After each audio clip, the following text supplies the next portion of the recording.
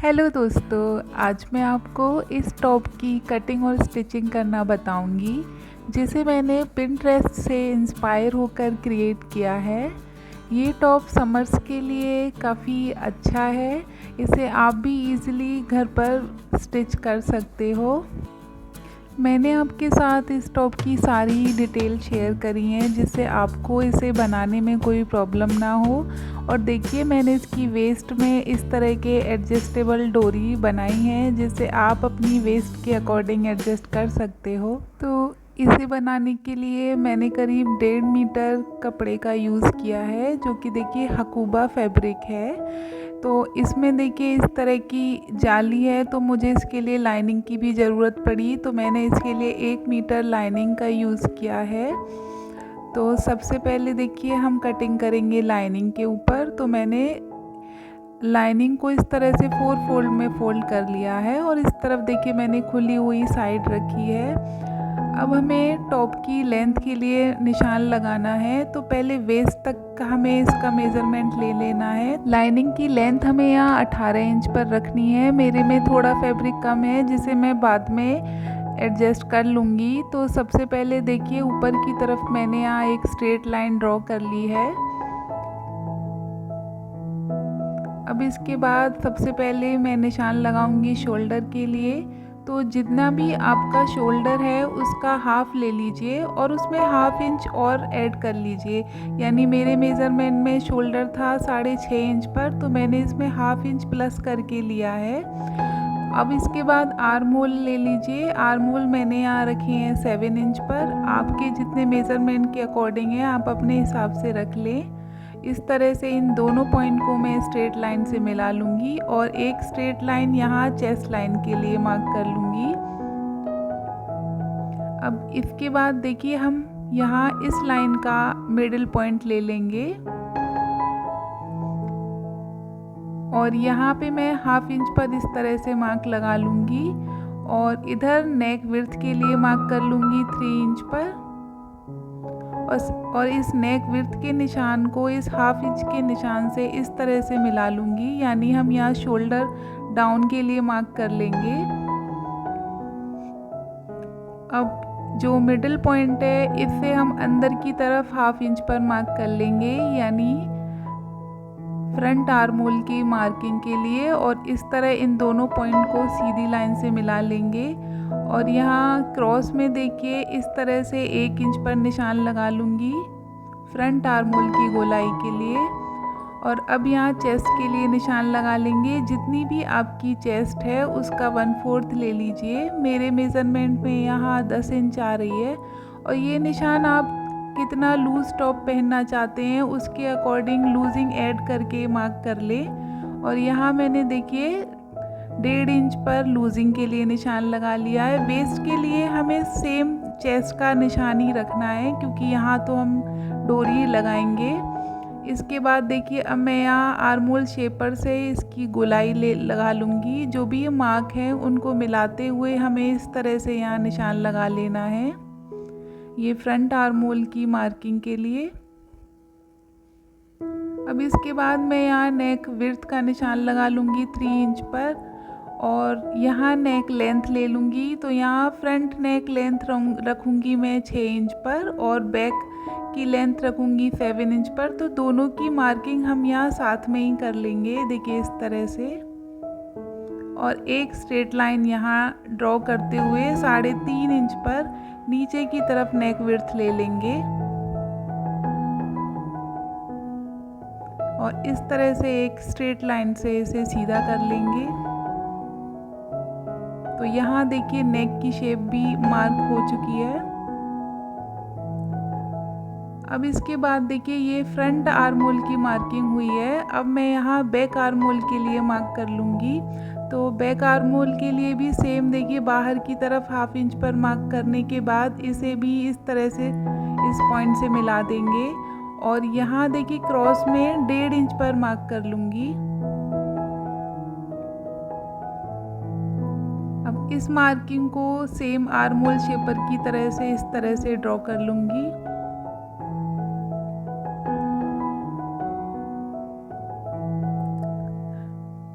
अब देखिए मैंने यहाँ पे फ्रंट आर्मोल की मार्किंग तो की है, पर मैंने इसको यहाँ कट नहीं किया है। अगर आप कंफर्टेबल हैं तो यहाँ फ्रंट आर्मोल को कट कर सकते हैं, क्योंकि मुझे यहाँ ज़्यादा स्किन शो नहीं करानी थी, तो इसलिए मैंने सिर्फ बैक आर्मोल को ही कट किया है। आप अपने अकॉर्डिंग कर सकते हैं। तो इस मार्किंग के बाद मैं इसको देखिए इस तरह से कट कर लूँगी।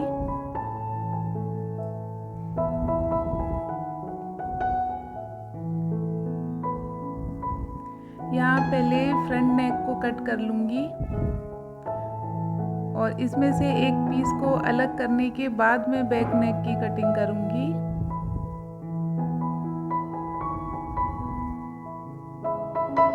तो इस तरह से देखिए हमारे फ्रंट पार्ट और बैक पार्ट की कटिंग हो चुकी है, और नीचे लेंथ कम थी तो इसके लिए मैंने ये पट्टी कट कर ली है, जिससे लेंथ हमारी पूरी हो जाएगी। और इस तरह से मैं इनको पट्टियों को आपस में चोली में अटैच करके लेंथ को पूरी कर लूँगी। अब हम यहाँ मेन फैब्रिक पर कटिंग करेंगे, जिसको मैंने देखिए एक फोल्ड में फोल्ड कर लिया है, और इस तरह से अपर पार्ट को इस फैब्रिक पे एडजस्ट करते हुए मैं इसकी कटिंग कर लूँगी।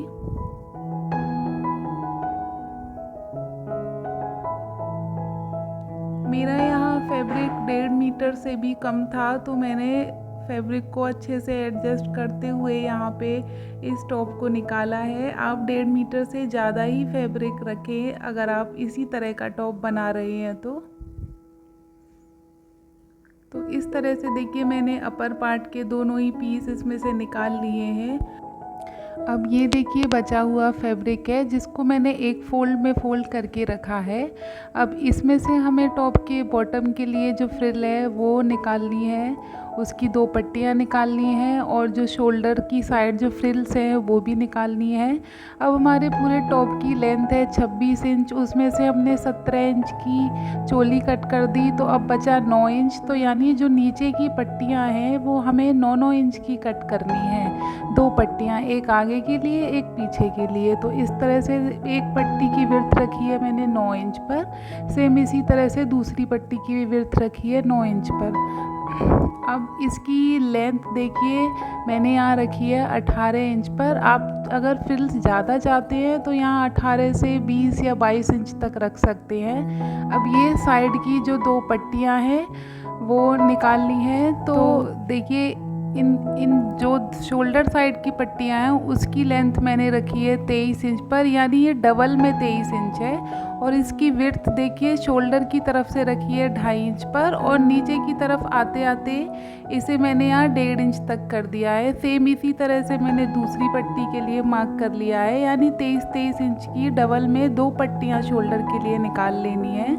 तो इस तरह से मैंने देखिए सारी मार्किंग कर ली है। अब जो मार्किंग है इसी मार्किंग पर मैं इसकी कटिंग कर लूँगी। मैंने यहाँ फैब्रिक को बचाते हुए कट किया है। आप इस टॉप को बनाने के लिए करीब 2 मीटर फैब्रिक लीजिएगा, जिससे आपका टॉप आराम से निकल जाएगा। तो इस तरह से देखिए मैं अब इसकी कटिंग कर लूँगी।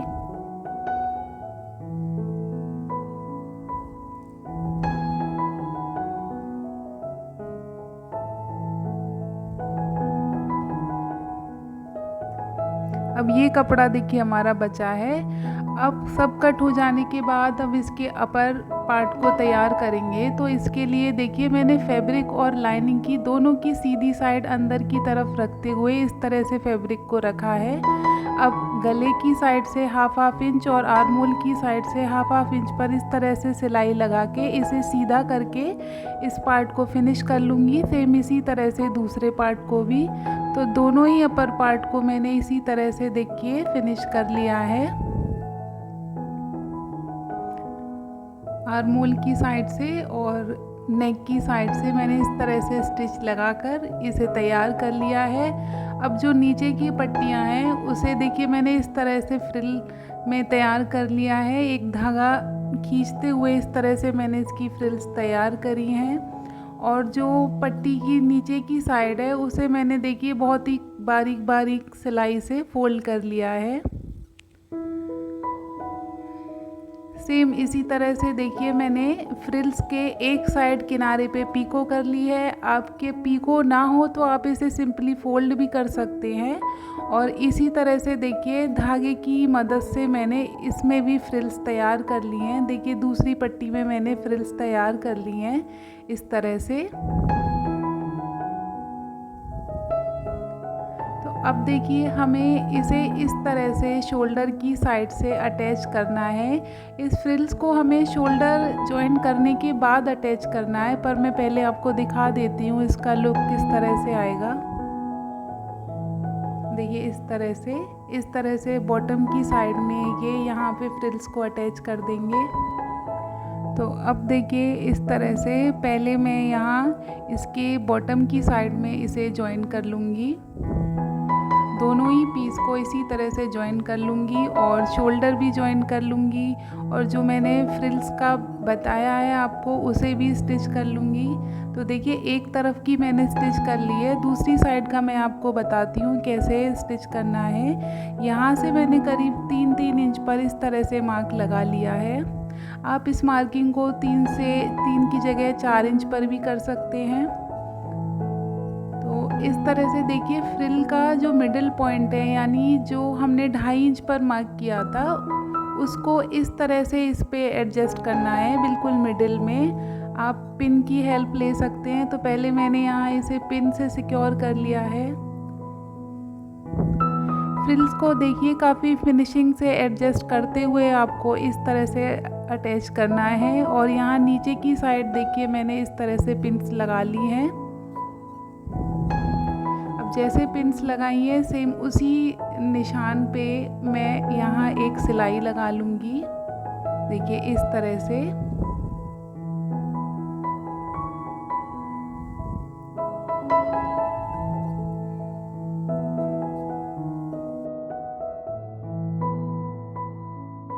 यहाँ सिलाई लगाने के बाद हमें यहाँ ड्रॉ स्ट्रिंग के लिए पट्टी लगानी है। तो पट्टी के लिए मैंने यहाँ 1 इंच चौड़ी एक पट्टी कट कर ली है।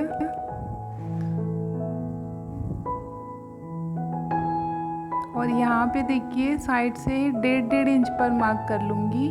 सेम यही मेथड हमें बैक पार्ट में भी करना है, जो मैं आपको फ्रंट में दिखा रही हूँ। तो इस तरह से देखिए फोल्ड करते हुए हमें यहाँ पे इसे स्टिच करना है। देखिए इस तरह से काफ़ी फिनिशिंग के साथ हमें इसे स्टिच करना है। ये जो पट्टी है हमें फ्रिल्स के ऊपर ही स्टिच करनी है। तो इस तरह से मैंने दोनों ही पार्ट पर इसे अटैच कर लिया है। और इसको देखिए इस तरह से फोल्ड करके, तभी मैंने यहाँ 1/2 इंच शोल्डर में ज़्यादा कपड़ा लिया था, क्योंकि यहाँ भी हमें फोल्ड करना है। और ड्रॉ स्ट्रिंग डालने के लिए यहाँ पे देखिए गैप छोड़ दिया है मैंने। इस तरह से देखिए दोनों ही पार्ट हमारे ऑलमोस्ट रेडी हैं। देखिए फ्रिल्स का लुक भी आप देख सकते हैं कितना अच्छा आया है। अब यहाँ मैंने ये एक डोरी तैयार कर ली है, सिंपली जैसे हम डोरी बनाते हैं। और इसको देखिए मैंने इस तरह से इसकी लेंथ रखी है तकरीबन 42 इंच पर। आप अगर लंबी चाहते हैं तो इससे ज़्यादा भी रख सकते हैं। अब इसे देखिए एक पिन की हेल्प से मैं इसमें इंसर्ट कर लूँगी। सेम इसी तरह से बैक पार्ट में भी डाल लूँगी। डोरी डालने से हमारे टॉप का लुक ही बिल्कुल चेंज हो गया, जो देखने में भी काफ़ी अच्छा है और पहनने में भी काफ़ी अच्छा है।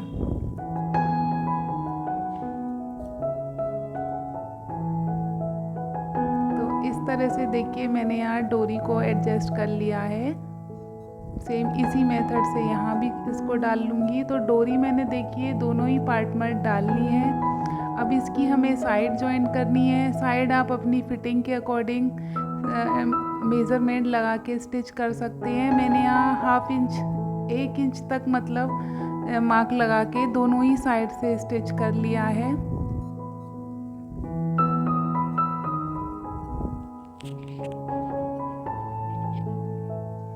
आप अपने मेज़रमेंट के अकॉर्डिंग मार्क लगा के यहाँ सिलाई लगा सकते हैं। तो इसके साथ ही देखिए हमारा टॉप बनकर रेडी है। मैंने दोनों ही तरफ इस तरह से इसको स्टिच कर लिया है और आप बता सकते हैं इसका लुक कैसा आया है और आप इसको खुद बनाकर ट्राई करिएगा। अगर कुछ भी समझ में नहीं आता है तो आप मुझे कमेंट बॉक्स में ज़रूर पूछिएगा। And thanks for watching.